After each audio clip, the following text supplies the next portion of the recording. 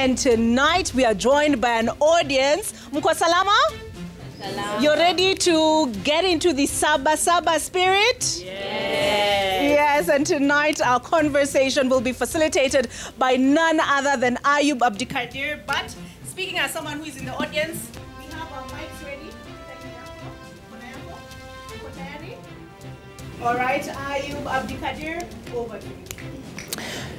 Thank you, Olive, and much appreciated. And thanks to the audience that is live here at Citizen Television Studios. My panel this evening will be made up by Njeru Kadhangu, who is an ex-MP, represented Runyenje's constituency. Lovely having you, and it's a pleasure that you have come for this discussion. Nashukuru sana Kadil. Mjamboni nyote. We are also joined this evening by Kidi Mwaga, who is a lawyer and represents the Young Voices. Good evening to you, Wakili Kidi. Good evening, Ayub, and good evening, the audience.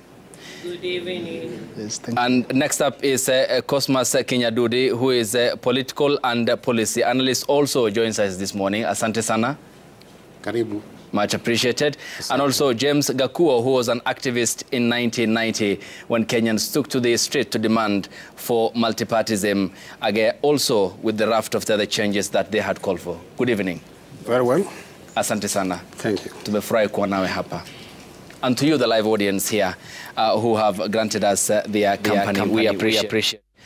First, I begin with you, Mtumishi Njeru Kadhangu. Yes. Looking back 35 years on, how do you compare the demonstrations of today and what they intend to achieve vis-a-vis the demonstrations then and what they achieved?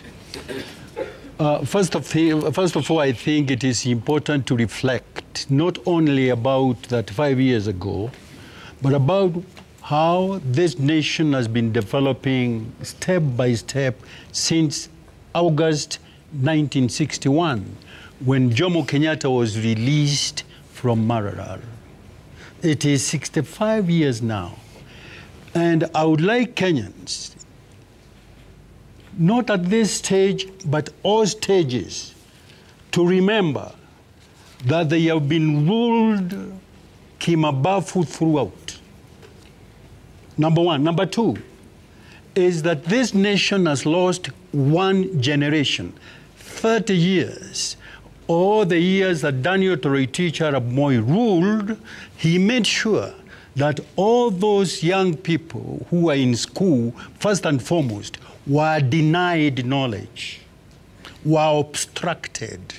And therefore, the school curriculum was changed to make sure that they were denied history, their geography, and belonging. And so when these young people before me are actually talking about their parents, it is true that because of the oppressive despot, their parents were denied and therefore did not have information they could share with them. Okay. And so they got engaged into drama festivals, music festivals, and what have you. Nothing substantial, nothing national, but entertainment like Mobutu Sese Seko was doing in Congo. Mm-hmm. Okay. So what I want to say, there is a very big difference between what the young people are doing today and what we were doing in 1970s and 1990. Because that time, we were fighting to reinstate a free-thinking society because we had lost it. But these people are fighting for survival. They have been economically denied completely, and meaning that there is no hope for collective or individual. And what that means is that people have to start thinking, even at the individual level, about what is it must I do with my neighbor to be able to survive. And that is what I've been calling the government to do, to think about why they are in office. They are not in office to enjoy around in helicopters. They are in office to make sure that these lives are given full time. And number one is that they enjoy good life and be happy, because every human being seeks happiness. Even the one committing suicide tonight is committing suicide to leave this pain so that they can achieve some happiness tomorrow. Okay. Yeah. And just a reminder that this conversation is also live on our X page, hosted by my colleague from the digital desk, Claire Mwinde, where she is steering that conversation to also bring your observations, questions, and your opinions there at the X space. And we can listen in to what Claire and her team are doing at the moment. When young people in South Africa are demonstrating to Africanize their curriculum and to say these are the things we want as our society, to what extent? Finally, constitution is to constitute us. Lower your expectation a little bit that you have not done anything so unique. It's the mode that have changed. History is like this beautiful woman who pretends and who is nini, but history never changes. All right, and that is the voice of Dr. Duncan Ojwang, lecturer in international law, regional diplomacy at the African Nazarene University, with Claire Mwinde and the others who are live on our X space. And you can also join in to listen to the conversation as well on X, formerly Twitter. Coming back to you, Wakili Kidimwaga, Mtumishi points out the question of how information has given these young Kenyans the power to coordinate all their affairs on the digital space. Has that made change? And in any case, was there the listening ear on the part of those in power today? And perhaps to understand where these young voices are coming from. Thank you very much, Ayub, for the opportunity to be on this panel and to see the beautiful faces of my colleagues and younger brothers in the audience. We are meeting here at a time when the country is gripped by both anticipation and uncertainty about what will happen tomorrow. As we are marking 35th anniversary of Saba, I think allow me to start by paraphrasing the wisdom of Chinua Achebe, that we are not the children of this country, we are her parents, because the Kenya we want is not yet born, and we are the generation that history has charged with the responsibility to give birth to that Kenya. In answering your question more directly, again, allow me to rely on the wisdom of Khan Ross, the writer of the book, The Leaderless Revolution. And Khan Ross in the book, Leaderless Revolution, says that the problem of the 21st century, particularly at the political angle, are too intractable for a generation to rely entirely on the wisdom of any individual, one man or woman. It is therefore imperative that in the 21st century, ordinary people organize and come together and find solutions to some of these problems. That is part of what inspired the revolution last year, when the people's representative abdicated their responsibility and young people acting on personal agency. And when I speak of personal agency is that when we organize around leaderlessness, it is that every individual is responsible for the revolution, as opposed to when you rely on some elevated one individual who say can be compromised or anything. For the members, my age mates in the audience and Kenyans at large, you will remember that today, as we celebrate the first anniversary of the Gen Z revolution and the 35th anniversary of Saba, one thing that the Gen Z revolution has achieved is that it has completely upended the politics of patronage. Okay. And today, as we meet here today, I think that as young people, we shall still continue to push to ensure that in a small way, we help birth the Kenya we want. Thank you. And James, coming to you as an activist then, 35 years on, how did you survive in an environment? How did you undertake that solemn responsibility in demanding for multipartyism, amongst the other long list of reforms you wanted from then government, in an environment that was where the government had literally a firm grip on what Kenyans were doing? Thank you very much, Abdi. I am James Maina, as you have heard it. Let me tell you, during those days of Saba, some of us were lucky I attended. I woke up very early in the morning with our group. We went there, and we disguised that we are playing football, knowing very well our issue was not football. It's to tell the people to come and watch what we were doing. After the crowd started gathering at Kamukonji, all of a sudden, the police started beating us with whips, rungus, and everything which they had. Now the commotion started. The bridge which is from the other area, that is Manjengo, a footbridge, was broken where people were on top. They all went to the river. The other side where it is tarmac, a big lorry of police came and broke the road.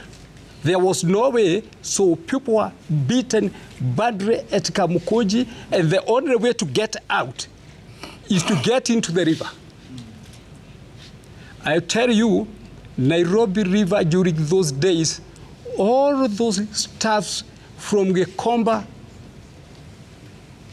from Shauri Moyo, were in that river. When we were in school, we were taught water has no color. Nairobi River has color. A color of contamination.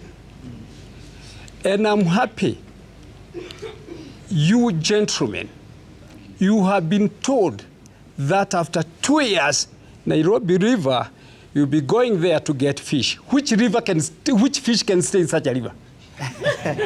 Really. I just want to give you a piece of advice, because during our time was tough because we did not have much water. Abdi, I want to say this. The government of the day have not realized they are dealing with what kind of people in the society. You agencies, we all know, you have a string of academic degrees. And as Karl Marx said, who was a philosopher, that urbanization saved humanity from rural idiocracy. You have left the villages, you have urbanized yourself, don't accept to be taken back to the village. Okay. Because that is not the way forward. And again, I also want you to understand, anybody telling you to apply job in Qatar, in Dubai, do you pay taxes in Dubai or you pay in Kenya? Do you pay in Kenya? Yes. This is your country, and this is where you die. I'm happy to see a man of the Quran here who can bury us. Okay. So the issue is simple. Yeah. The issue is simple and clear. You are not going to leave this country if somebody tells you that he's going to leave the office constitutional. Yeah. Who will vote if you go to Qatar? Okay. You see? It's a bit dynamic. Okay. Coming to your Cosmas, what then is your observation from a policy perspective in a change, however little, in the attitude of the state in responding to some of the issues that were brought forward by these young Kenyans? Thank you very much, Abdikadir. I think my take on this is a little expansive, but I will try to condense it within the time space that we have. First, I feel that we don't have a shared understanding of Saba and what it stood for. Its history, the progression, and the current state. My opinion is that young people, and especially the current young generation should try to understand the circumstances in which this country finds itself. Saba Saba started in 1954 in Tanganyika. Many of us may not know that. It was the launch of Tanganyika African National Union as a party by the revered Julius Kambarage Nyerere. So every year they have been celebrating Saba Saba as the occasion when the seeds of independence for that country were planted. The second Saba Saba was in 1967 on the celebration of Saba Saba in Dar es Salaam. To celebrate the independence, they organized an international trade fair. Now, coming to Kenya in 1990, the country was stifling under dictatorship. And as Mheshimiwa Kathangu has said rightly so, people were agitating for more democratic space and constitutional reforms. Kanu and Moi caved in. And so to answer your question directly, I think Saba Saba rally, the first one in Kamkunji, which largely was considered to have aborted, but on a scale of 1 to 10, 8%, 80%, 8 over 10, there was success. And a great deal has been achieved. The first one was the repeal of Section 2A. The second one was the return of multipartyism.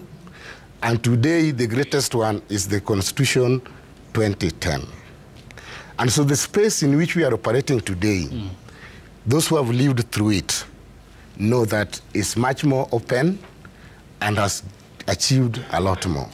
Coming to unemployment has arisen because the population is rising as well. And you remember during the Kibaki era, there was expansion in education and making the cost of education to reduce.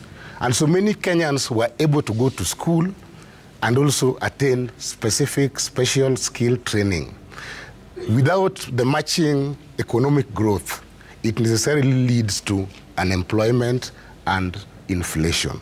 So I think Saba Saba generally has achieved a lot than we know.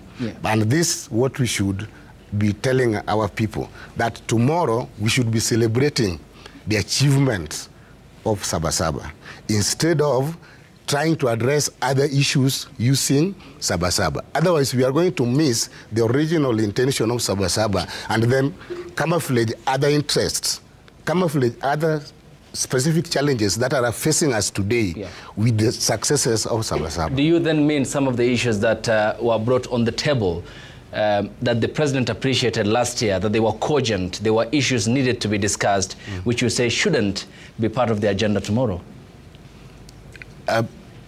They should be, but there is already a forum that was established to discuss that. But for me, I think Saba Saba celebration should be used like we do with other national celebrations to tell our people that it is important to resist oppression. It is important to resist bad governance. It is important to seek for your freedom and defend your rights. And Saba Saba was able to achieve that by doing ABCD. Many people don't know, and I'm sure about this, many people don't know the struggles that Wakina Njeru Kathangu went, the struggle that somebody like me went through as a young person, working for Ford, the original Ford, just barely after my Form 4. It was a risky state. So people need to know where we've come from, but many of us don't want to know where we've come from. We are addressing the current challenges by name dropping past events that were sacrificial. They need to know what really happened. Then how would the current challenges be addressed?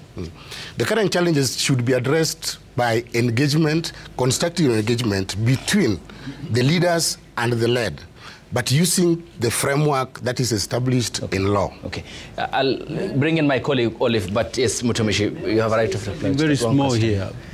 Well, generally I agree about policy analysis and so forth, but also I must reflect on policy articulation.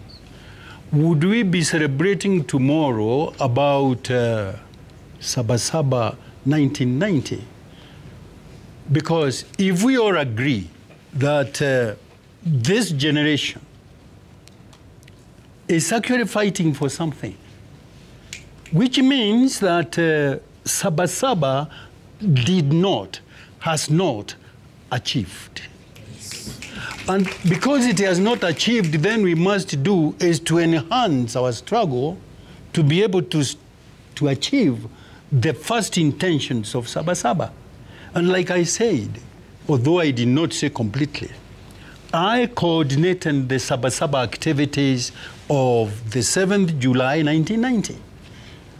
And I know who came, who didn't, and how many policemen came and killed how many. We lost about 15 to 20, 30 people in Nairobi. And about 53 of them or 70 were hurt. We had about 3,000 arrests that day. And so, according to me, there was nothing we were celebrating then. In fact, we were healing wounds and mourning the dead. Did Daniel Toroitich Moi and his government respond to our grievances and our struggle? Yes, he detained all of us. And so all our families were not celebrating. They were weeping all over the place, isn't it? Since then to this day, there is nobody who participated in the maandamanos of Saba Saba that was recognized by government in whatever manner. Okay. In fact, majority of them are dead. So there is nothing that Kathango will be celebrating tomorrow. Okay. It is going to be a sad memorial for me. Okay. And so, what I want to say is this. What I see before me is a beautiful promise of where Kenya is going. Because these characters here are, in fact, are going to be the baton carriers. And I pray for you. And I want to tell you, you remember this day, that on the eve of this Saba Saba, Jeru Kathango is saying, may God bless you with energies, give you capacities, my friends. And remember, Kenya is your heritage. Don't let it go. Thank you. Yeah. Olive is standing by to get the views of also young Kenyans who are with us this evening. Right here, Ayub, not too far from you. And we have Sophie Nji here, who is a part of the revolutionary Gen Z movement. And she kicks us off with her observation and her question tonight. Yes, please stand up. My name is Sophie Mogorenji here, and I'm a member of the Revolutionary Gen Z movement. I will topic my question, consequence management. It is said, and my question is directed to you, sir, Mr. Njeru.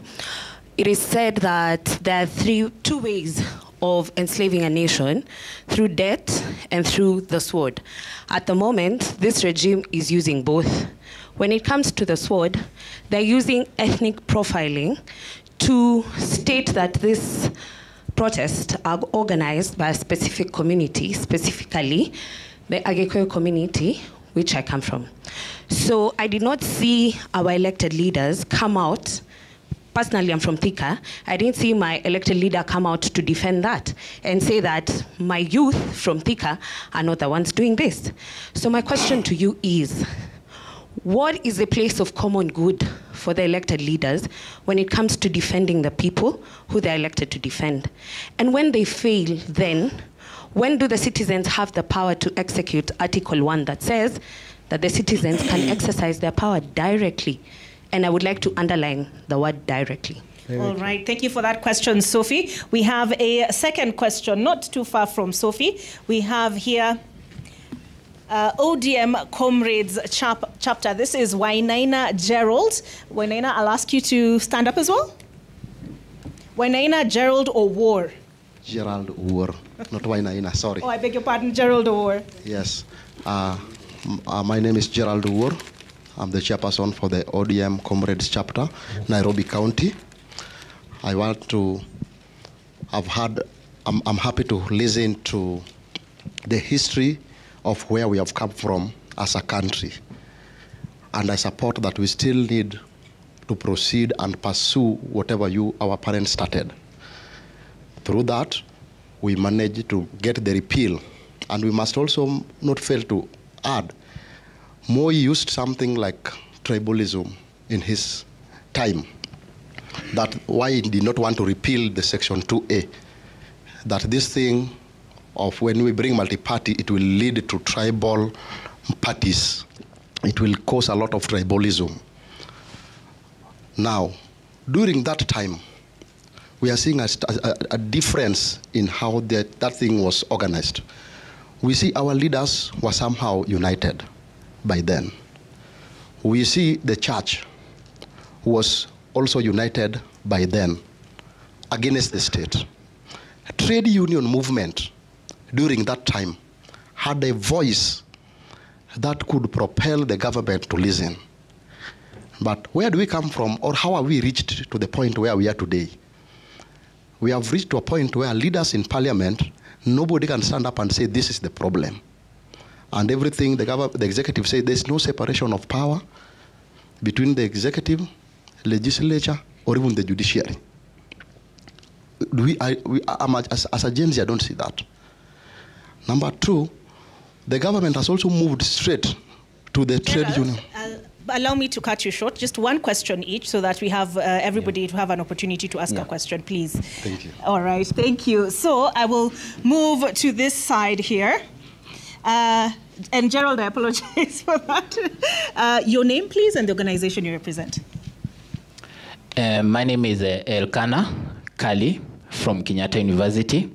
I'm part of the Gen Z movement. So I want to touch on police brutality because according to the Article 37 of this Constitution, we are granted the right to peaceful demonstrations, and then when we go to streets and we meet the police there and they are using excessive force.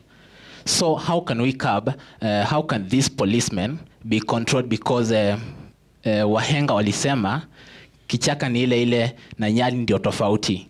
Because today it's the Gen Z who are demonstrating about the police brutality, extrajudicial killings. So how can we get the change? Because according to the way things are going, it's like we expect nothing different if we don't really continue to exert the pressure. Thank you.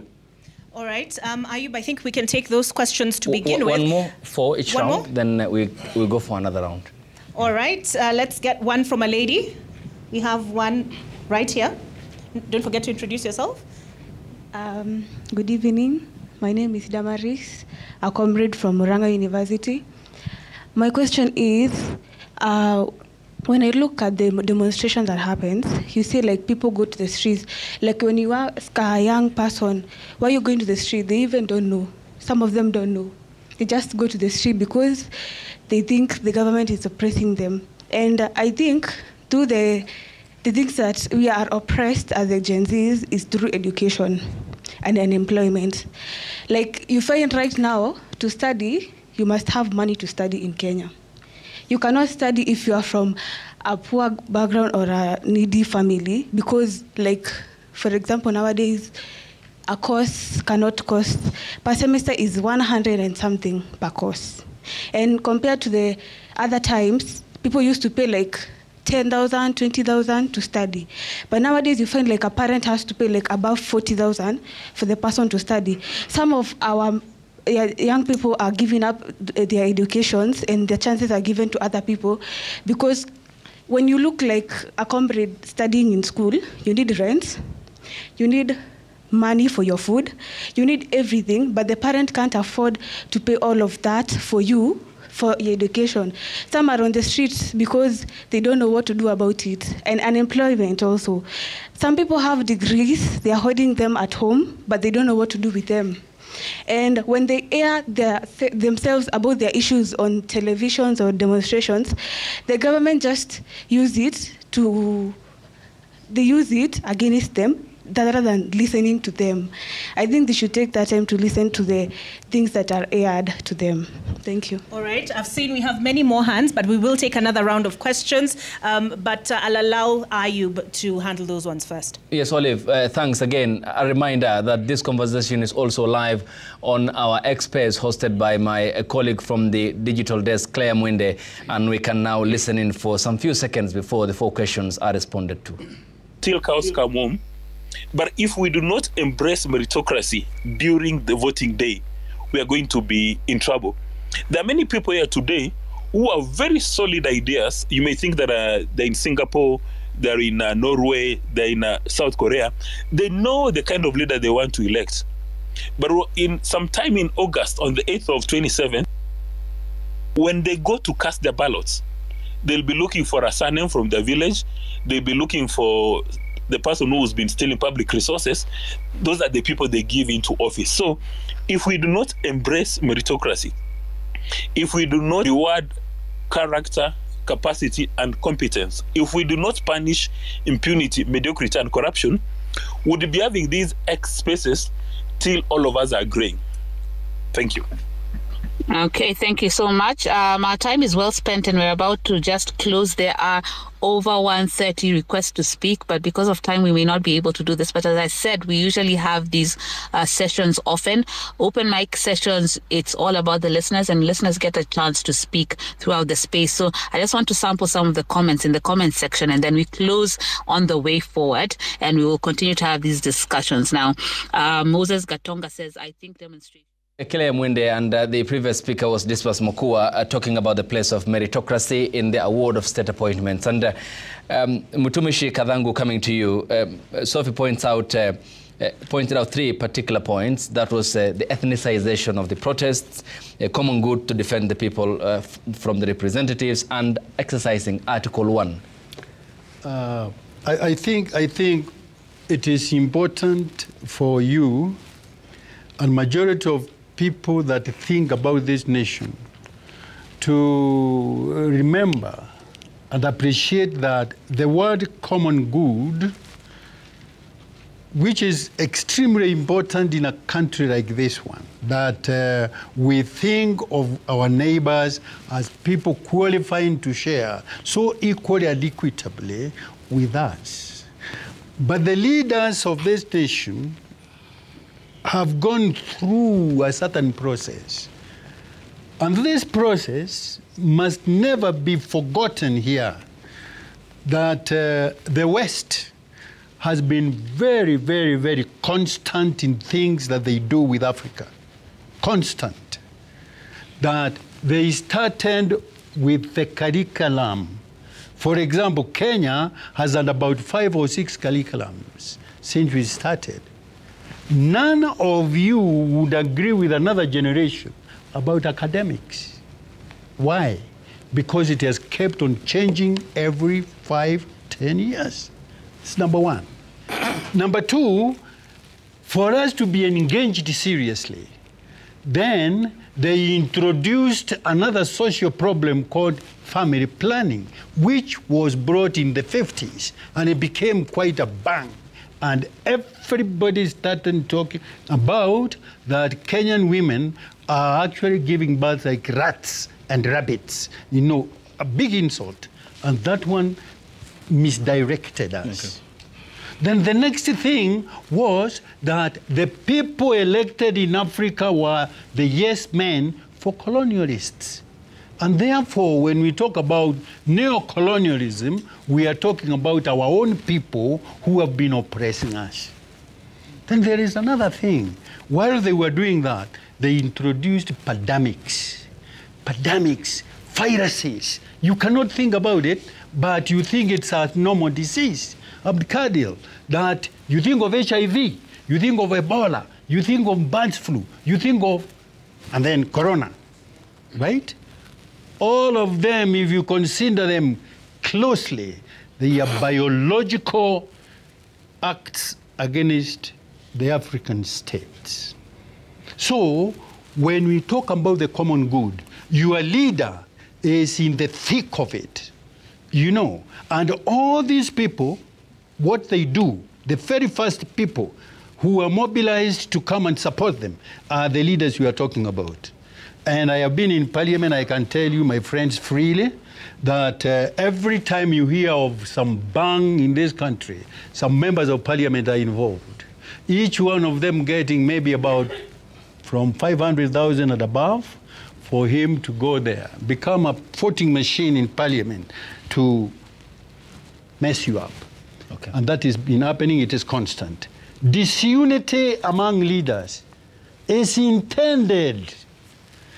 And one of the greatest disunities is this, that every time we are going to be approaching elections, those that are in office split themselves into two, some to be in the opposition, some to be in the government.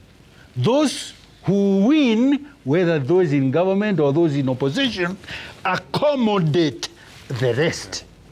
And therefore, when you people are running around clapping hands about the great statements by X, Y, Z, you have ignored the great conspiracy against you. And that is something you must note.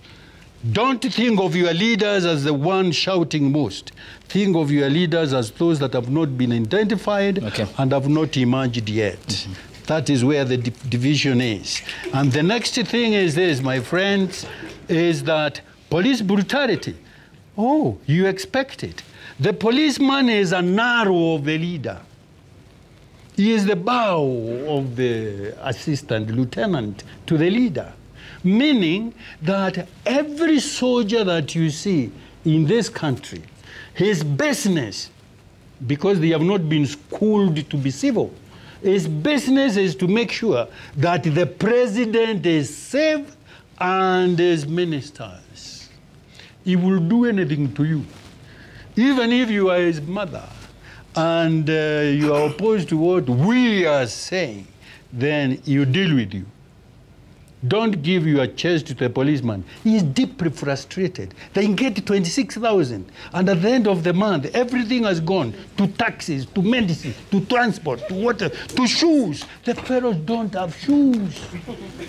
So when you start quarreling them on the streets, because of that deep frustration, they just go bang. He starts thinking later that, oh, what did I do? Okay. You know. So I am at the same time on this forum asking the President and the government of the Republic of Kenya to note two things. That we are there for a moment. We are going to go out. And the people we are going to be joining are these people.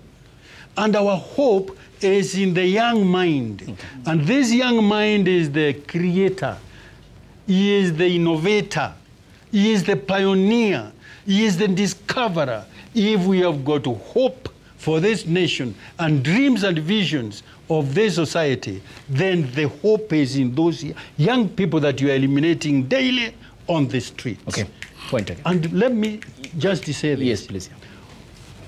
One of the greatest people you will notice in the streets is those people that are shouting and the people we call opinion shapers. The opinion shapers are the stars of society, and they become the first targets. So I'm reminding the police, who are our brothers, and the ministers and the president, that please don't kill our potential. Okay. On the fine, Kidi, still on the same issues regarding police brutality were pointed out by Elkanah, and this is a pertinent subject matter, isn't it? And seems we have not decolonized our mindsets from the police force we had in the aftermath of the post-election violence. The report which indicated 1 in 3 was as a result of police bullet. How then is the approach to this still wrong, and the excesses that are meted on young lives? Thank you, Ayub. The question of police brutality in Kenya is an intentional problem from the political class.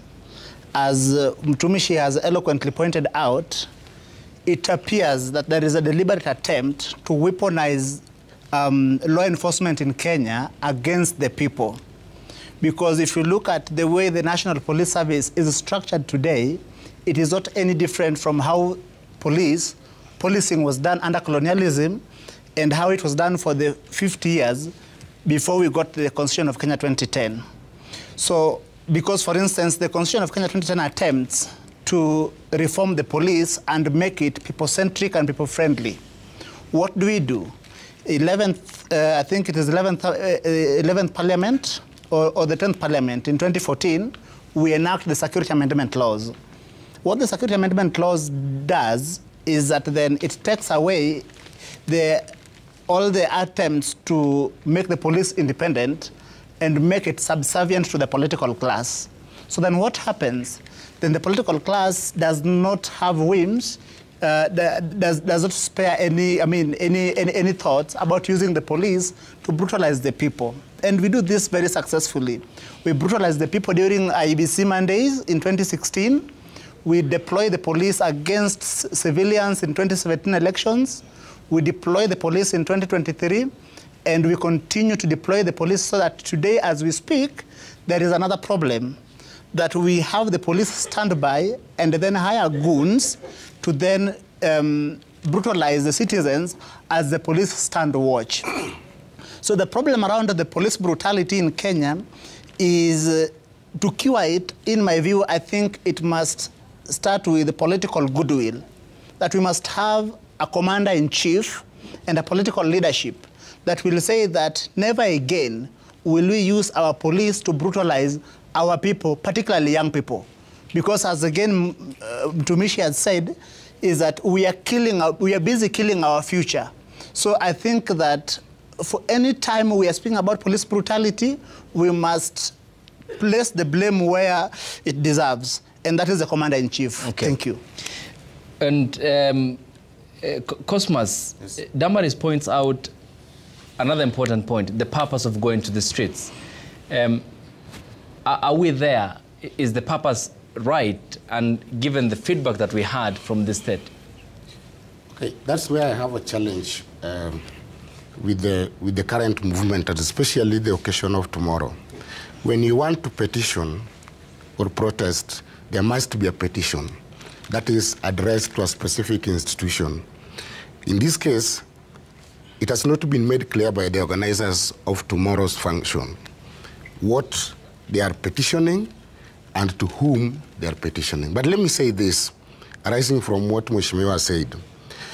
Frantz Fanon, young people must know about him, once said that every generation has a responsibility to rise from their relative obscurity, define their mission, and take deliberate steps to achieve it. Every generation. The generation of Wakina Kathangu, they did the second liberation. They succeeded in some, there are some failures. If you allow other generations to become part and parcel of your vision, I can assure you, what they are going to do is to try to achieve what they failed during their time, using yourselves. And circumstances are different. The 1990s is different from what we have today. The methods that were used then, both by the government and the opposition, cannot be used today successfully. And that's why I'm wary when we have people wanting to take advantage of the revolution that was started last year. These people had their vision. Why don't we allow them to organize themselves in the best way that they know, so that we don't have what is now called united opposition trying to latch onto their vision. We now have people who themselves are my generation, who did their work when they were young, supporting the Kathangu team, trying to take advantage of the Gen Z revolution to get into offices, which we have failed to do during our youthful time. Allow this generation to do their bit in the best way that they know, because it is them who understand themselves well. Let them define their mission, let them define their objectives, and let them engage the right institutions. Yeah. But Cosmas, that doesn't mean, because they are fighting for a better Kenya, yes, it doesn't mean then that you, Njeru, and James as well, are not disqualified from also helping the cause in advancing an agenda to have a better Kenya, isn't it? That is the intention. But being human beings and politicians, I can assure you, the intention is to hijack. Let me put some records straight. The generation of Njeru Kathangu, they succeeded. The NAC government plus the Grand Coalition government was the government of the Young Turks. All of them, except Moi Kibaki, was the president. Look at all those ministers. Okay. He can't confirm. They were there. What did they do? Why are we still here? So they made their successes. And there were some failures. What we should do, those of them who are still in public offices should try to correct their mistakes. Okay. But we should not latch onto a revolution that was started voluntarily by these young people because nobody prompted them to do it. Let them organize themselves, but let them define the agenda clearly. So that they should not try to latch also onto old tactics. Saba had its own tactics, and you people didn't know about it. Point made. Trying to latch on it may not help you much. Point made. I take your point. Before I come to you, Mutumisha, allow me to get James. James, Oduor pointed out the point of the unity of purpose. After the break, you will be responding to that because he has pointed out the unity of purpose, and you will be responding to that as we proceed with this conversation here with you, my able panel, and also the young Kenyans who are in studio this evening with us as they make their points clear in regards to the good governance structure they want and the call that they have made clear on the streets of the major cities in Nairobi when they came out last year in search of transparency, accountability as stoppage to the malfeasance and the failure by institutions to represent their voices here in the country. Sunday Live, this special broadcast will be back after the break here on the broadcast. Stay tuned.